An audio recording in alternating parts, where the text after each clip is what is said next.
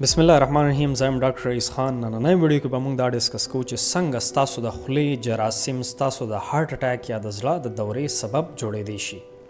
د انسان په د خوله کې دننه د 2000 کروڑو نه والا تر 100,000 کروڑو پورې جراثیم کېدی شي، یعنی د خولې مایکروبیوم ډیر زیات پیچیده او کمپلیکس دی. او دلچسپه خبره دا ده چې د خولې د مایکروبیوم چې د کوم جراثیم نه جوړ دی، په دې کې زیات تر جراثیم انسان دوست وي، د انسان لپاره ډیر زیات کارونه کوي، د انسان د خولې حفاظت کوي. خو مسله ال راشي چې کله د خولې د مایکروبیوم یا د جراثیمو د بیلانس ګډوډ شي او په دې کې د ښه جراثیمو په ځای باندې خراب جراثیم د هغې تعداد زیات شي او د ښه جراثیمو تعداد کم شي، نو د هغې نه مسلې او بیماریانې سټارټ شي. که تاسو په غاښونو باندې دا زیړوالی کومې ته چې پلاک ویلی کېږي دا لیدلی، نو دا صرف ګن نه دی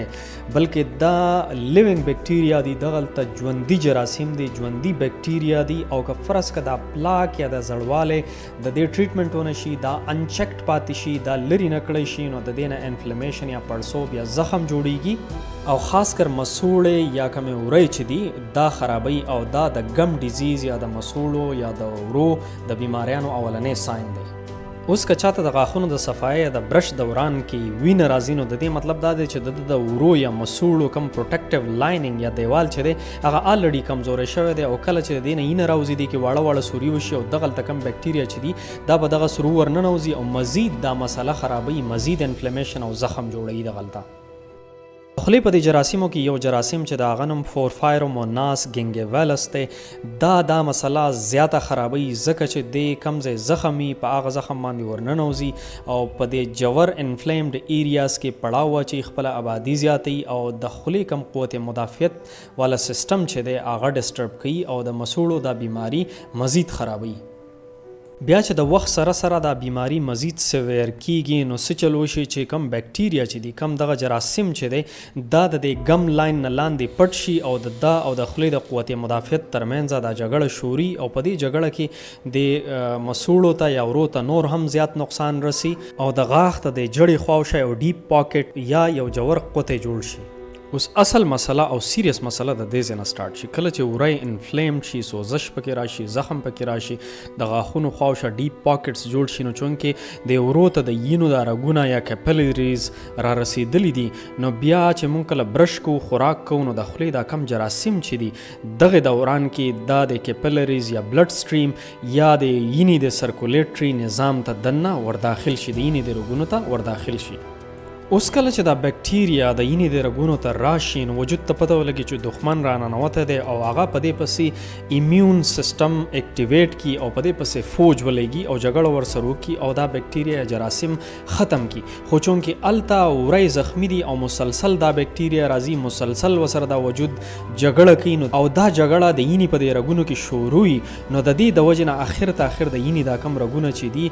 دا زخمی شي، په دې کې انفلمیشن راشي او بیا د دې رګونو د انفلمیشن د وجې نه په دې رګ کې دننه پلاک فارمیشن سټارټ شي. د دې مثال داسې دی لکه یو پایپ چې په هغې کې یو ځای کې کچره رامنې شي او هغه کچره په ځان پسې نوره کچره راغونډوي او اخر ته اخر هغه پایپ بلاک شي. نو د دې رګونو په دې کیس کې هم داسې چل کېږي چې د دې انفلمیشن د زخم د وجې نه اخر ته اخر دا بلاک شي.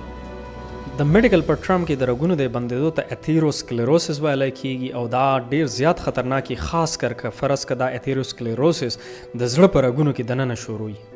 بیا چې کله ساینسدانانو د پلاک مطالعه وکړه، د دې د ساخت او د کمپوزیشن مطالعه وکړه، نو دا ډېر دلچسپه خبره وه چې په دې پلاک کې زیات تر کم بیکټیریا چې هغه اورل بیکټیریا، یعنې د خولې جراثیمو د خولې نه راغلي او په هغه خلکو کې دا زیات و چاته چې دا ورو یا د مسوړو بیماریانې وي.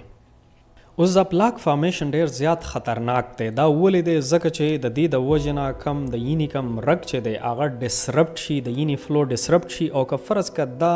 د زړه په رګونو کې خاص کر کرونري آرټري چې دا کم چې د زړه یو خاص حصې ته وینه مهیا کوي هغه بند کړي، نو دا ډیره خطرناکه او د دې د وجې نه د هارت اټیک ډیر زیات چانس وي.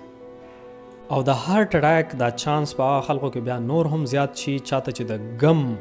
یا د ورو یا د مسوړو بیماریان خو د هغې سره سره هغوی وزن هم سیوایي د دې نه علاوه سموکینګ هم کوي او نور عادات او لایف سټایل هم ټیک نه وي. د ویډیو سمري دا چې د یو صحتمند د زړه دپاره او د زړه د بیماریانو د بچاو دپاره پکار ده چې انسان د خپلې خولې د صحت د غاښونو د صحت او د خولې د مایکروبایوم خاص خیال وساتي او دا د خرابېدو نه او د بیماریانو نه بچ کی. دا و زمونږ نننی ویډیو که فرض که دا ویډیو ستاسو خوښه شوي ویډیو لایک کړئ، خپلو ملګرو سره شیر کړئ، که په دې چینل تاسو نوي یې چینل لازمن سبسکرایب کړئ، زمونږ اکاونټ فالو کړئ. میلاویږي به تاسو سره په یو بله خوندوره او ساینسي معلوماتو نه ډکه ویډیو کې. تر د هغې پورې د الله په امان.